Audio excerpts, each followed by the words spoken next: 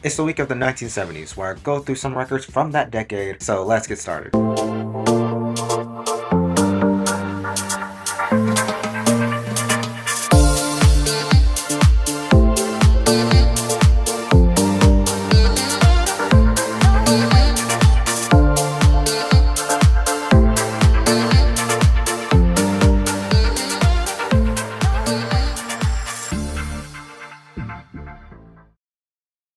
So, disco. We're familiar with it at this point in human history. A lot of people remember it during a time when they were kids, during the mid to late 70s. My generation could only learn about it going forward. Some of my favorite music comes from the disco era, such as ABBA, Michael Jackson, the Bee Gees, and the most recent artist that I've been looking into, Donna Summer. I've been looking into her classic 1979 record, Bad Girls, a record that continued her sonic direction in the realm of disco, coming through with versatility. You see, Donna Summer wasn't just making waves, she was literally the wave. Before her breakthrough in 75, she made her debut in 1974 with Lady of the Night, that explored more in R&B, country, soul, with a rock edge. But this Donna Summer wasn't the Donna Summer that we will all know and love until her next release in 1975 with Love to Love You Baby. And if you haven't listened to this track, I think you probably should, given the fact that it was a massive success, also because it pioneered the sound that would become disco for the rest of the 70s. And it was widely controversial with its suggestive themes, excessive moaning throughout the track, and the runtime. It's like 18 minutes long. The concept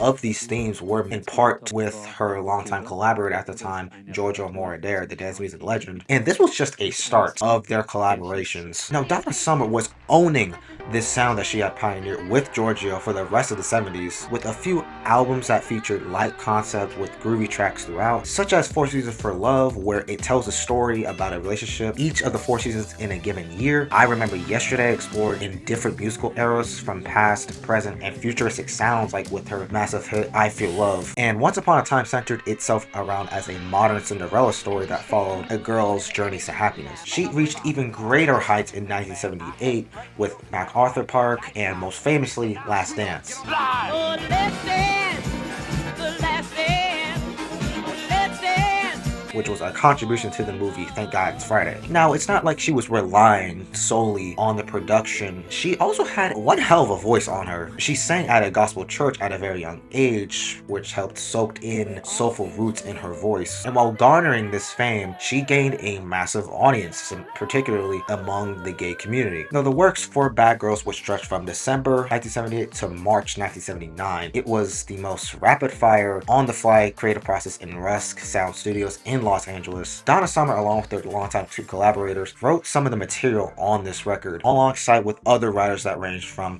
the Brooklyn Dreams, Harold Faltermeyer, Keith Forsey, Bob Conti, and Bruce Roberts. Beat and Giorgio, alongside Jurgen Koppers and Harold, handled much of the music arrangements. The album's core identity pushed itself beyond pure disco, blending elements of rock, electronic, R&B, new wave, soul, and funk influences, while it gives some time for some key ballads on here too. The record is also a light concept like the previous albums were, and in this one it explores more in social commentary and real life events. Her lyrics explored more in female sexuality, power, and survival, and most notably are inspired by a police harassment incident. I personally was very excited for what she had to offer by this point in her career because of the dominant run and how much I've enjoyed her past works up to this point in the disco realm. Like, so much so that I think this can go toe to toe with any record with that era, but I'm kind of getting ahead of myself here. The record was originally released as a double LP, and while it wasn't listed as such when I listened to it, you can very much hear it in the track list front to back. The first half is where you obviously get those huge and humongous dance beats, and the second half you're gonna get a few key ballads on the record, and I would say her best thus far. The record starts off with the amazing disco-ready track Hot Stuff, which features some rock elements with that guitar solo handled by guitarist Jeff Skunk Baxter.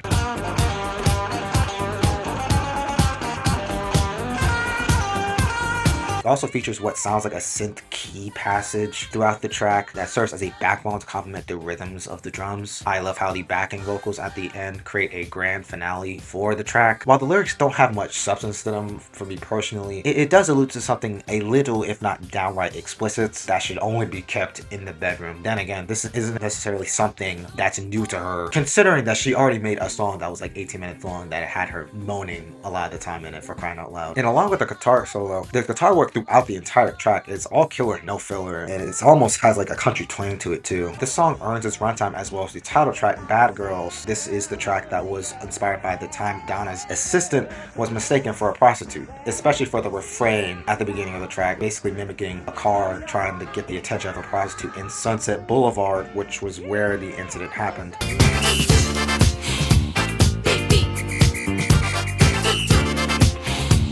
We start to kick things up a notch with the strong horn arrangements. Also start to incorporate what sounds like a referee whistle along with the refrain I mentioned. The whole song is basically referring to prostitutes and hookers being bad girls going out on a Friday night. And once we get to the bridge, it strips back everything and it builds into this killer groove that features lumbering drums and claps. It feels complete as soon as they bring back those strong arrangements of the horns that I mentioned earlier. Hey, mister.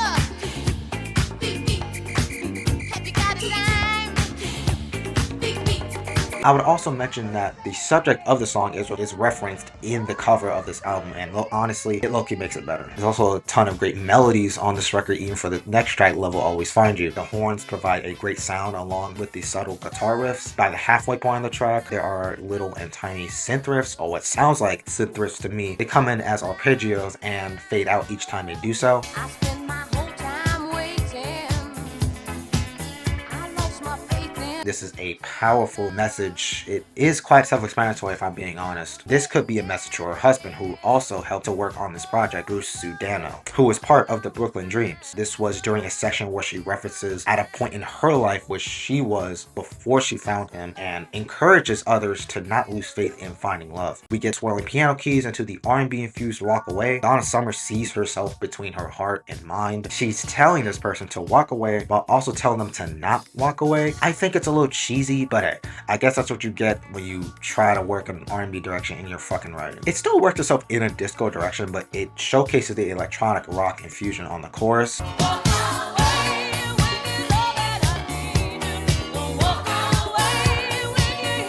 It seems like the topic would fit for R&B track, but the production sets itself on the dance floor. There are high electronic sequences that truly bridge that gap between her and the contemporary pop sound for that era. Those horns on the back end create some form of contrast while also serving as a part of the R&B and soul appeal. I genuinely thought that the song Dim All the Lights was going to be our first love ballad on the record until it kicks off with what I can only describe as people will get on the dance floor for it. And this song showcases her vocal and breath control. More specifically, when the beat does kick off, she holds a note for about 16 seconds. Like, it's incredible.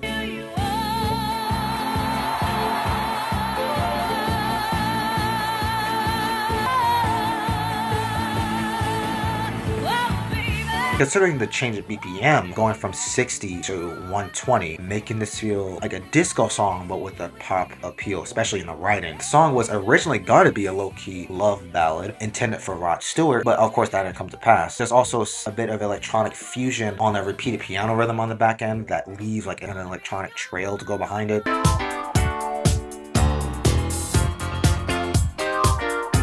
We transition over into guitar rhythms of Journey to the Center of Your Heart. The horns and synths create these luscious melodies. This song was one of the earliest examples of synth pop aligning the electronic sounds with rock instrumentation. Though it's not just rock, there is some glam and hard rock influences in here as well. But like I said about a few tracks prior, it still works as disco, but I would say this might be her most diverse song off of this record. The horns I mentioned earlier, I think, keep the soulful tone along with her voice too. The song One Night in a Lifetime has a bass line swelling as a literal bass until everything comes in from the keys and her singing comes through, flourishing. I would say that this has the same level of production as Hot Stuff. Donna Summer's soulful vocals is the very thing that's keeping these genre fusions at bay. We get a slight tonal shift with the song Can't Get Sleep Tonight. It is more focused on a soft R&B and pop production, even with the keys making an appearance here and there. The percussion truly serves as the song's greatest asset. There is a low-key squelchy guitar solo that sounds so Aphex Twin despite predating Aphex Twin.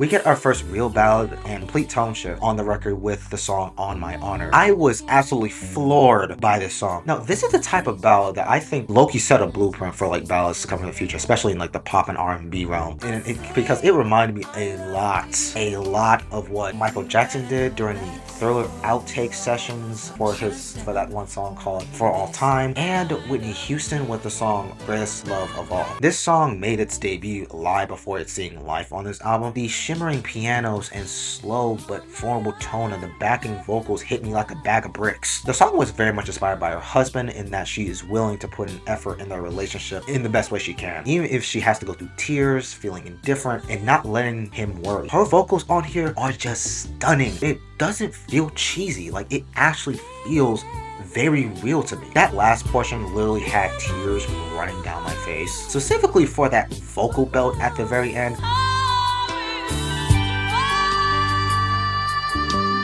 It's a phenomenal ballad and her best one on here, and possibly her best song to date, I would say. Her vocal talents continue on the song There Will Always Be a You. The production is mostly the same as the previous track, but with a little heavier percussion on the chorus and refrain. Donna dives into how people ignore their dreams to do things the usual way, and ignore it like they've never had a goal or a dream they've always wanted before. Referring to these hopes and dreams as magic and telling them that they shouldn't be afraid of it. It almost sounds like a ballad for a wedding if I had to describe it. My Baby Understands is nice, however, the sound is slightly over dramatic. The backing vocals after the chorus kill the vibe of the ballads that we've gotten thus far, though it could have been way worse. I didn't mind the guitar work on here, I guess, but it sounds like it's trying a bit too hard to infuse genres together in a place where it doesn't need to be. But again, it could be way worse. Now, the last three tracks end the record with dance beats. Our Love features more synth pop. Lucky sounds like pulses from I Feel Love. And the closer, Sunsets People, has that classic Giorgio Moroder production that reminds me of what he would do with Daft Punk just decades later. So do I think this album is great, or do I think this album is great? While there were a few funny moments on the record for me with its flow and tried tad too hard on the genre fusions at a few moments, I do think that this record is phenomenal. The record scratches so many different styles for that time respectively. Donna Summer had reached her peak with this project